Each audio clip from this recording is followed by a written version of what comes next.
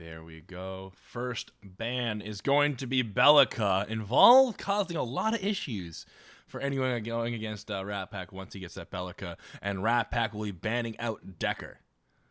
Did you pull up the replay this time? I did. The thing. It's there. So I just want to make sure. So we've got a Decker, Bellica ban, 2 really great heroes, 2 heroes that you have to go, yeah, let's get rid of those. Let's get rid of the strong, in my opinion, one of the strongest mid laners, one of the most versatile heroes in the game Bellica, for sure, yeah. And the strongest support, hands down, is Bellica. Containment Fence. I remember when they made the change to Containment Fence, everyone was like, oh my God, they just killed Bellica.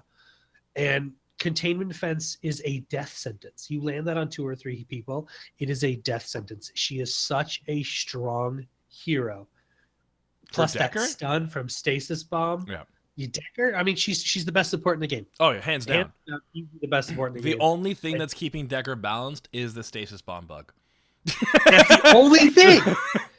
Because you land Stasis Bomb 1 every 5 throws because of the bug. Yeah. Did I say Bellica Containment Fence? You did. That's her new ability. I forgot. I'm not allowed to talk about that rework. I apologize. NDA Bellica's actually getting. I know Sundown's watching. You're going to have to ban this guy. I know. Bellica's actually getting it as well. 2 heroes will have Containment Fence. They just wanted Bellica to be the best. That's why she's getting Containment Fence. But the only thing that does keep Decker somewhat balanced is the fact that 30% of the time she misses a Stasis Bomb, even if it hits you in the face. Exactly. First pick of the game, Arctic Wolves will be taking Grux once again on Cosby. Ratpack will be answering that with some Twin Blast and Narbash. They're gonna go. They're not gonna take the Muriel this time. They're going to go for the Narbash. I think that's a better pick. I think it's a better pick. I think Muriel's shields are a bit like, they're good, but slightly lacking. It depends on how the game's going. She's better. Her losing her knockup was a really big deal. Yeah, I feel like she's strong if you use her to engage, not to save. Like, she's another tool to engage, and we just didn't see that a lot. A lot of the time, Reversal of Fortune was used to try and help them save. I prefer Narbash. I mean, for me, it's Decker and Narbash, followed by Muriel, and then Richter, and then poor little Steel at the end there. But Narbash is a great pick. And, of course, Arctic Wolves, next pickup we're going to see from them is going to be a Greystone and a Ratnamek suit howitzer. So they've got, again, if Crazy Fool's not shut down by Faye, do we see another Faye game? Fingers crossed. If Crazy Fool's not shut down by Faye. That match was so one-sided for the longest time, too. It really was. So after the Greystone and howitzer pick, who does Ratpack pick up? Moragesh and Sevarog. Okay. So you're going to see Ram Riddles bringing out that Moragesh this game. And, I mean, Moragesh, if she's a bully, you have to play this hero aggressive, get her fed, snowball this hero to make her really be a factor. Support-wise right now, we don't have a support and carry on the side of Article, so that's what they're going to pick up next. And this is a great pickup for them. A Muriel and a Yin. They swap supports. A great pickup. So they swap supports, but Muriel's shields do a really good job dealing with Moragesh. And also Yin's, is it Whiplash? What's the one where she swings it back at him? It's literally just called Reflect, I think. Okay, I don't have the updated sheet with her abilities on it in front of me here. So with her right click where she reflects it back, you can actually reflect Hive back. So they have two ways to deal with Hive on Moragesh with this safe lane pickup that we have from Articles here. Last pick coming out. Gideon! What's up, boys? That's my girl. That's my man. That's my man. I love. It's Backlash. It's Backlash. Is it Backlash? Chat, I'm trusting you on this. Arctic said Whiplash. I see Kel. So it's not Whiplash. Oh, wait, Arctic. Backlash. Arctic said Whiplash. Arctic got it wrong. I think he was looking at. I'm sure there was like a question mark, like Notch. You cast this game, get it right. So it's Backlash. But Gideon's my dude. Gideon's my dude. I'm nervous though because they picked Gideon into Grux. And Grux has such an easy way to shut down Gideon with Warlord's Challenge. So unless we have Divine Shield and they don't get an ability popped off, Divine Shield can make that a little bit harder to counter it. But Warlord's Challenge can shut down Gideon's ult pretty quickly. Plus Smash and Grab, they change the verticality on it. Overall, looking at these drafts, I think Arctic Wolves has a solid draft, but so does Ratpack. I'm not going to look at these drafts, but this team is going to win here. You've got damn good carries on either side. You've got a great offlane. We've got a support. Arctic Wolves support. Muriel actually in this pick is to deal with Mori, and I love that pick. Good mid laners. So looking at this game, if Arctic Wolves plays the way they did last time, they're going to lose 100%. Because they were not aggressive enough. I'm ready to jump into this game. They really did. I need just a quick second because I have to swap around a couple things on the overlay, because the replay switched things around. They really did get just outclassed last game. They got their butts handed to them. It wasn't until the end there with that insane. If it wasn't for Ram Riddles, then that game they would have had the game. It's just face palming all over the place. You should have seen, because you guys can't see. Like I have as we all know, I have Notch in the corner of my screen on Skype, so you guys don't get to see the face Notch made. I mean, it was more than Ram Riddles. I'm putting a lot on Ram Riddles right there. It was more. Involve got caught out, then a bad ultimate. Then there was more than just Ram Riddles throwing. But it was like his team was away, and he was like, "Ha ha."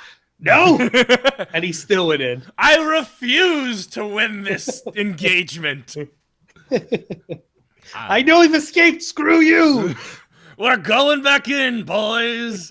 We got this. All right, so now I am actually ready to get into the game. I'm at 5 seconds. Count me down, buddy. 3, 2, 1, and game 2 of the semifinals is underway. Let's go into this. Let's do it. Over on this side of Ratpack, we've got Strafe on Spec Ops Twin Blast. We've got Involve in the mid lane on Master Skin Gideon. Ooh. TeamReborn.net on Moragesh. Louis on Narbash, and Omain in the jungle on Sevarog. Who do we have on the side of Arctic Wolves, my friend? Bringing it in for the Arctic Wolves is going to be Phasma on Muriel. Cosby bringing out the pink Grux. One thing, just before we go any further, Epic really likes pink skins in this game. I like pink. I'm all for pink. Like, pink I have pink t-shirts. I'm just noticing they're really a lot of pink in the game. A lot of pink. Survivor's gonna be on that nice fancy Ninja Yin skin, and Vanilla QT, Master Howitzer, Crazy Fool, Red Dragon Lord Greystone, which everyone gets in your chest. Like the pink one. I like the pink one. You like the pink one? It's fabulous. I like the pink one. It is super fabulous. Taking a little page out of League of Legends Tarek there. It's like he's our Wonder Boy. I love it. He's got baby face plus that pink skin. I think it's great. So we're seeing the 2v2 lane and the 1v1 lane again. The way these guys are going to play out. Involved in Louis, Strafe and Louis playing in the off lane, while Survivor and Phasma are going to be in their safe lane, which leaves Moragesh to go against Greystone. We saw this last game. This worked really, really well. Oh, Vanilla Cutie in trouble here in the mid lane, taking a lot of damage, but so is Involve. If there's an R2000 online, Involve could fall. Involve is going to back up.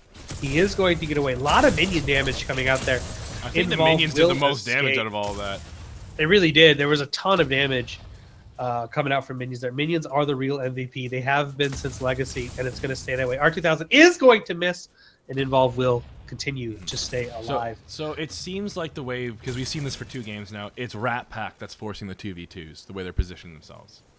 Right. Because they've gone over to the off lane 2 games in a row now. So they're the ones trying to force this 2v2 lane, which I'm okay with because it definitely makes things more excited. The nice thing about 2v2 lanes is that you get that chance to outplay your opponent. It's like it's you versus us, and I am going to beat you into the floor. So that being said, why would you not choose the Raptor lane though? That is the other side of things. I think what they're trying to do is they're just giving Ram Riddles the opportunity to just bully the 1v1 sort of thing, because you can pretty much guarantee Ram Riddles will be able to outplay anyone. So just leave him to his own devices. He'll get the job done. Strafe being engaged on with Lucer right now as Kazi's doing a great job zoning the Twin Blast. Smash and grab will grab both, and that will be a first kill. Oh, Double kill from Vanilla! Vanilla Cutie comes in the perfect like out of nowhere. landmine. He just happened to show up almost. That landmine was so clutch, knocking Louis back into the enemy team and helping them secure that kill there. What a great play from Vanilla Cutie, helping secure that kill onto Phasma. That got me excited. That for me was just a play. I was not expecting that to happen, and then boom, out of nowhere, Vanilla QT with the rotation over. Such a good play. Oh my lord, that was a great rotation coming out of the Arctic Wolves, already getting that early game aggression that we were talking about they needed last time around. Get those early kills in and not kind of just don't let Ratpack do what they want. You know, like you're playing the game too. You can't just sit there and watch them play. Exactly, and that's what they allowed Ratpack to do last game. They allowed them to rotate. They allowed them to basically control the map and have free reign. Arctic Wolves needs to not do that. What they need to do is continue to be aggressive. They need to look for ganks when they can get them. Rotations like that will help them secure the early to mid game, and that's exactly what they have to do. The thing is, I don't know who to cheer for because both these guys are my favorite teams to watch and cast. So I'm really like up in the air on what's going on here. Big fan of the 2v2 lane, what's going on right now. Why you choose 2v2 over the 2v1? I think that's more just to kind of keep yourself busy. You know, it's more. It can be more fun because going 2v1, it's like you're just watching things happen more or less. So I was a little bit nervous when Epic switched over to this 1v2 lane setup. They tried to make that to meta. And I mean, yes, I understand why it's there. I get it. But at times, it can be not fun to cast. Not a lot's going on. As a support player, you're just standing there soaking up experience. There's very little for you to do. So having these 2v2 lanes the last couple of games, it's given them a lot of action. I'm confused why they're not on the Raptor side of the map. I will be honest. I would agree with that one as well. I feel like opening up the Raptor side of the map a little bit more can benefit, you know, that team. But this is just a way for them to, I guess, keep one of the carries under farmed if you play that position right. You're picking up early games on the carry. You are hopefully keeping one of them under farmed, and you're just letting Team Reborn.net do his thing and just be a bully against one thing that I find really interesting is when you see a normal 2v1 lane, it's very passive. Both players are very static. But look at how they're moving around in the 2v2 lane. Both teams can't stand still. They're moving around a lot more, just getting those kind of weird movements to try and juke out the other team to not let them predict what's going to happen and where they're going. And we are seeing Strafe and Lucer back off. They're going to go for their first buy of the game. But just the teams are more active in their movements alone compared to a 2v1 lane. Now, why you take the 2v1 lane is it opens up more meta strategies, more macro strategies, like the bigger picture of things. You can get things like a Muriel off lane. You can get things like the Bellica off lane and get away with it because it's not a dedicated support. Like, it has that dynamic. Right. The map is favored for you to actually excel. Right. So KL just pointed out one thing that Epic said is you guys can play however you want, and that is true. The great thing about Paragon is that we've seen teams play the 2v1 mid lane or 2v2 mid lane. Evolve's in trouble here. Gets hit by the smashing grab. He's going to teleport out. R2000, not enough mana. No. Warlord's Challenge did go down onto... There just wasn't enough damage coming out from mid lane there. Vanilla Cutie didn't have the damage to follow up. So, you know, for me, it's yes, that's the thing. I think a lot of us felt that we thought the 2v1 lane was kind of going to be this forced thing. But the great thing about watching this competitive play is watching the teams and the way they've changed it up. We see them 2v2 mid. We've seen them 2v1 mid. We see them 2v2 in the safe lane. So it's great watching the teams play different strategies, and they do get different benefits from depending on what role and how they decide to play it. But that's the other neat thing about the 2v1 lanes is you can do weird strategies. So you can still do 2v2 lanes if you want, like we're seeing that right now. But you can also do two people mid lane. Like in symmetrical MOBA, you don't get that option because bot lane, the dual lane goes bot, the mid laner goes mid, and if you mess up that dynamic, it actually hurts you with the way the map's designed. In this game, because the map is asymmetrical intentionally, it allows more of those weird dynamics to come in. Like you can have your mid lane Muriel, you can have your dual lane and mid lane, and it's not going to hurt you because you can open up different strategies and not be punished by the map itself. Right.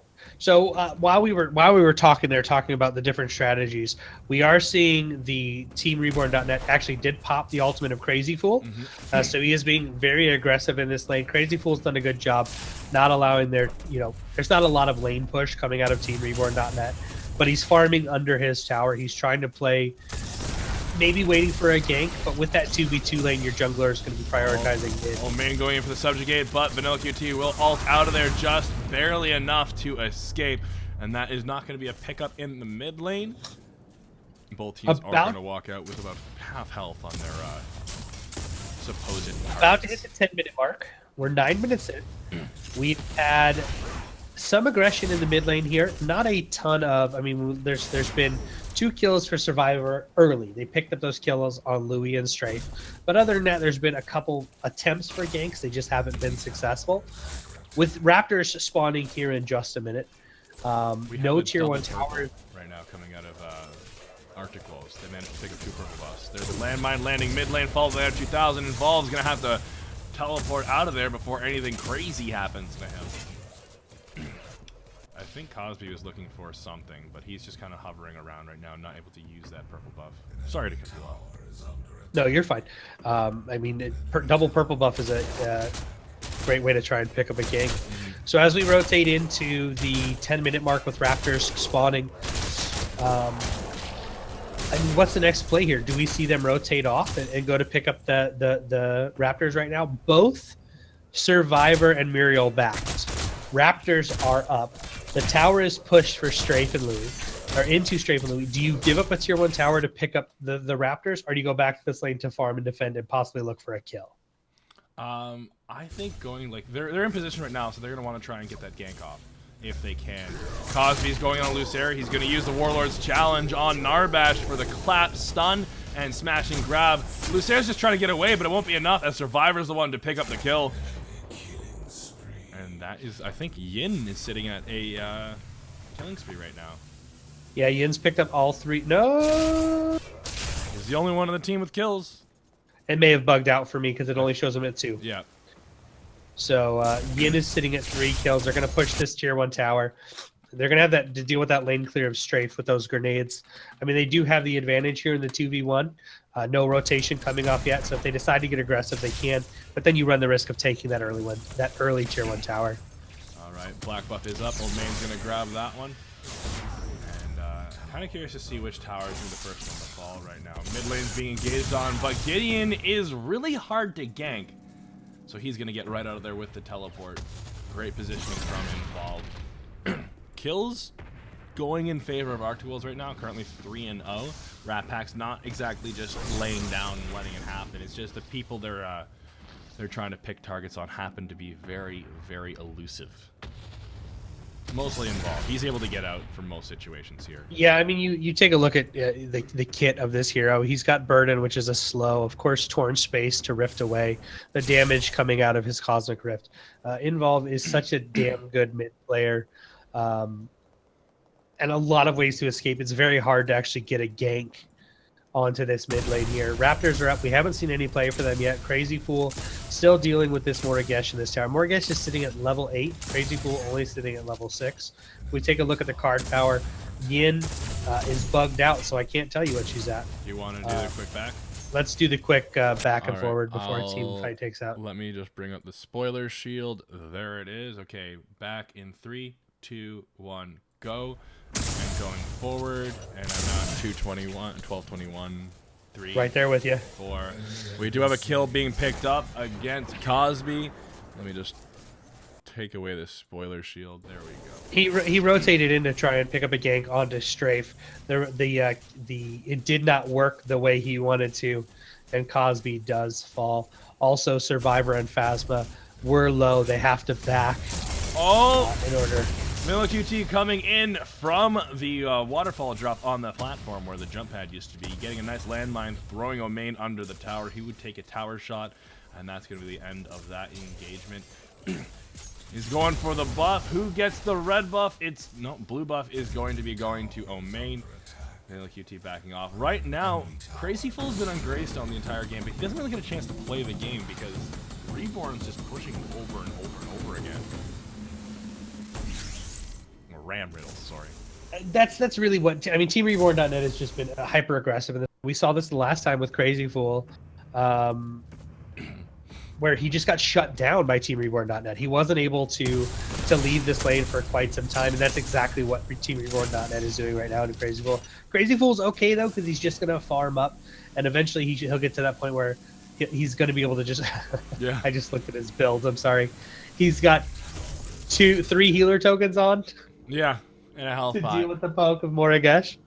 But he's just going to farm up, and then hopefully we'll see him become more of a factor as we get into the mid to late game. Crazy Fool is able to rotate over and stop these Raptors from picking up. He does continue to take that aggro. Yin gets the first one. She's also going to get the second, and she's going to pick up the third. Cosby's got to be in trouble. Warlord's challenge is going to go, but he took a ton of damage there. Yeah. He, however, was peeling for the team. However, involves going in. Torn space, followed by the black hole.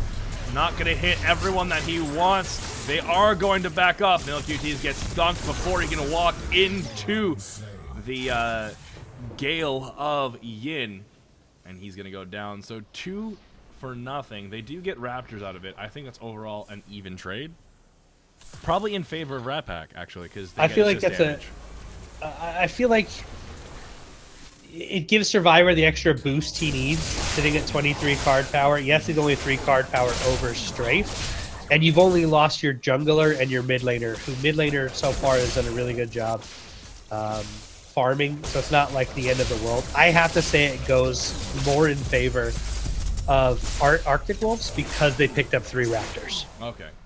So I guess we'll agree to disagree on this one. Yeah, that's what it's going to have. I feel like giving those to Survivor over, I mean, Strafe only picked up 1 kill there. Yes, you have that assist damage, but that's just an early Raptor control going to Arctic Wolves. If they keep that up, then that can snowball in their favor. Oh, look at Ram Riddles. He's going in here on Cosby. Oh, he goes in, he gets the mark off of Cosby to get out at the last second. Ram Riddle's now sitting at level 9 already after pushing the wave. We do see Strafe and Lucer rotate to the left side of the map, and they're going to try and apply more pressure to Greystone. Meanwhile, Team Reborn.net moving back to his lane properly. So back to a traditional 2v1 lane. This has the advantage. Oh! Strafe in the mid lane getting a kill on Vanilla QT. Omain going for the Colossal Blow will miss Cosby. They are going to try and apply damage to that tier 1, which should fall. And it does. The team does not come back to defend their tower. Survivor gets hit by a Subjugate and a big old rock coming out of space. Smash and grab coming in from Cosby, as well as Reversal of Fortune onto Omain. Crash, bang, boom going out. Crazy Fool losing his ultimate. Survivor not letting this go down without a fight, as the ultimate from Greystone will blow up the Narbash. Cosby chasing down now as the team jumps through the torn space, which is not something everyone always does. People forget that one often. A lot of people forget that one. Torn space is such a great tool to escape. I mean, you got to look at that engagement right there. Ratpack coming in, getting aggressive, picking up Vanilla QT pretty early, then going for the tier 1 tower. They tried to be aggressive underneath that tier 2 tower. Crazy Fool with great rotation in. And it's like, okay, Crazy Fool comes into the fight. He may not have done a ton of damage, but that Reforge kept Louis in the Reforge popping, and that slow kept Louis in the fight long enough to where they're able to pick up that kill. They dealt a ton of damage on Omain, and everybody has to retreat and back up. So you lose a tier 1 tower. It's a 1-for-1 exchange at that point, but it could have been so much worse for Arctic Wolves. Yeah, we did see Reborn.net jump into the jungle. He had a chance to go on Vanilla QT with a landmine. The slow grenades kind of dissuaded him. Mid lane engagement right now as Omain does have purple buff, but Vanilla knows he's there and actually bounces him back before he can do it. No, I think he's bugged. The bugs in this game. Who's bugged? Omain. No, he's not bugged. Never mind. It's all Gucci. We good. He just hadn't backed yet. He wouldn't pick up the purple buff right away. Yeah. So we're 17 minutes into the game. Raptors are going to be spawning in about 30 seconds here. 17 seconds is when Raptors will spawn. Orb Prime is up. This is the first game we haven't seen that posturing around the 15-minute mark around the Raptors, or around the Orb Prime. we've got a lot of the engagements and fighting taking place around the Raptors right now. 3 in the jungle. Oh, we have an ambush going on. Cosby will not land the smash and grab. He dashes in after the duo lane, but it'll be too late. They're going to now jump onto the Raptors. Survivor using the whiplash to cleave through all 3 of them. Involved dropping the rock onto them will actually manage to maybe steal one. I don't see where the actual. I'm not seeing the amber right now. Yeah. And they are going to keep chasing. There is the blink followed by the black hole. It'll catch Cosby, but he will dash out of it. And that will be assault the gates and the charge away. Not really much value out of that. He was trying to keep them locked down so the team could rotate in and pick up a fight. But 2 Raptors again going to Yin, just going to continue to snowball their carry. I love the counter aggression here. Sarah using the crash bang boom as Involved trying to get away. There is the rock being dropped on Crazy Fool's head.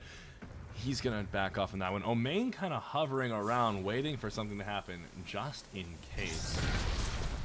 But they're gonna back off now. Both teams going back to base for their buys. Strafe is going to be picking up the rest of his Madstone gems. PCL, now sponsored by Madstone. So let's take it while we have a quick second here. Let's take a look at the builds. We've got patented reborn.net adamant edge builds coming out there. He likes the health and that power. Involve has picked up his teleblink, so he has 2 ways in to deal with you. Strafe, the Madstone gem build, because why not? Survivor, we saw this build on Survivor before. He's picked a couple Madstone gems. He's now building into the Hunter's Guile to deal with the CC on the side of Ratpack there. Cosby, early game blood-soaked armor. He's picked up a Madstone gem as well. Of course, Phasma rushing out those onto the pure and quenching scales. Such good cards to rush out, but pretty standard builds when you compare card power. 27 for Strafe, 31 for Survivor. Those Raptors have kept him in the lead a little bit. Involved. Looking at our jungles. I'm sorry, Involved. Strafe and Survivor. Yeah, sorry. Sorry, Involved was just 28, being engaged on a second there. I was kind of watching to make sure nothing crazy would happen. Millikiti is going to blink away from Lucera, drop the slow grenades. Team Reborn on that, following up with his own blink onto Phasma, using his quenching skills and onto the Pure just to make sure Reborn.net doesn't do anything else.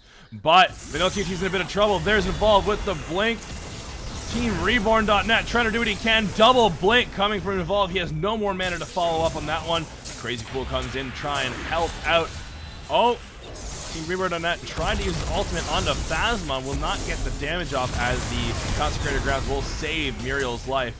Crazy Fool losing his own ultimate as he's engaged on 4v1 by the entirety of Ratpack. Followed up with a counter engage once again. Phasma going in with the Reversal of Fortune to help out secure a kill on to the Grux. Team Reborn.net gets his own as well. That damage of Hive able to secure the kill onto Cosby there. Another messy engagement coming out from both of these teams. We saw initiation, then we saw retreat, then there was a counter initiation, and then they retreated again, and then they decided to go back in and end up being a 1-for-1 exchange on either side. After like a 3-man re-engage? After 7.5 minutes. I'm putting Kale on the spot. No, Kale, I'm asking for Paragon Competitive League. I want to know who your favorite Paragon Competitive League caster is. The rest of the chat was putting you on the spot. I feel like I should have done the same as well. So I don't want favorites! I have a glass ego. I don't need to know this answer. We've got Raptors spawning again in 30 seconds here. Orb Prime is up. There's no wards around Orb Prime. There is no wards around Orb Prime. We haven't seen this before. We haven't seen, at this moment in time, Orb Prime has been always like 18 minutes to about 23. We've seen a lot of warding around there. We haven't seen any yet. Raptors are up. Again, another engagement happening around the Raptors. Oh my god, the grenade coming out of Strafe, blowing up Phasma, chunking him for half of his health. We have the Warlord's Challenge coming out, followed by the Colossal Blow on Omain, smash and grab. A lot going on in this fight as they fight inside the Howitzer ultimate. There is the curse coming out of Morrigas, picking a kill on his own. Involved trying to follow up the engage on a Survivor with the Black Hole, but he will lash kick out to safety. 2-for-1 engagement so far, and this is one of the reasons why we're not seeing Prime being taken over and over and over again. is because the games are too close. It's every engagement has been back and forth. Yeah. I mean, Team Reborn Net is going to pick up 2 kills. He picks up a kill on Crazy Fool. I'm sorry, he picked up the 2 kills there. Crazy Fool is going to fall at the end. Raptors are going to go in favor, maybe. We're seeing a re-engagement here. And there is Cosby getting a reversal of fortune on him from Lucer, or from Phasma, sorry. Survivor picking up the kill onto Lucer as he lash kicks into Involve, who's now caught no mana, getting blown up by Cosby. This could once again go in favor of Arctic Wolves as they're starting to get away with a lead here. I love the lash kick through the torn space. He thought he was going to get away. Lash kick, he timed it just right, follows him through. Orb Prime being picked up now, or trying to be picked up now for Arctic Wolves. Omain coming in. They're going to disengage from that one, and that would probably be a very good idea. Omain coming down to try and help out. Team Reborn.net using those bees to get that movement speed buff. I'm not too sure what the name of that ability is. I just imagine someone flailing around covered in bees. Just Nicolas Cage. Just Wicker Man Nicolas Cage in the basket yelling. The bees! Not the bees! Can we get a Nicolas Cage skin from Morgosh? Please? Tier 3 skin? It's that one's called Swarm. You have Mark Hive and Swarm. Okay, there we go. Thanks, chat. Appreciate it. So we had an engagement in Orb Prime. We have another engagement going on in the jungle right here. Smash and grab coming out of Cosby, followed by punch to kill. Lucer using the crash bang boom. He's going to secure the kill onto the Grux. Involve following up as well, doing a great job picking up the Yin. That's been a lot of trouble. He gets dropped by Involve. Doing such a great job helping secure those kills for the team. They're not down without a fight. They did lose the last one, and now they are back in the game once again. Will they go for Prime? They are doing it as Team Reborn.net is zoning out Vanilla QT and Crazy Fool in the mid lane. Landmine going out. Crazy Fool jumping on to Reborn. Why Prime Helix is being engaged right now. So they pick up the kill on Moragesh, but Prime Helix is so low, they're not going to be able to get here in time. Howitzer falls to to Hive, and Orb Prime is now activated over on the side of Team Reborn. That's what you call tactical feeding. That was a tactical feed right there. That is 100% true tactical feeding. This is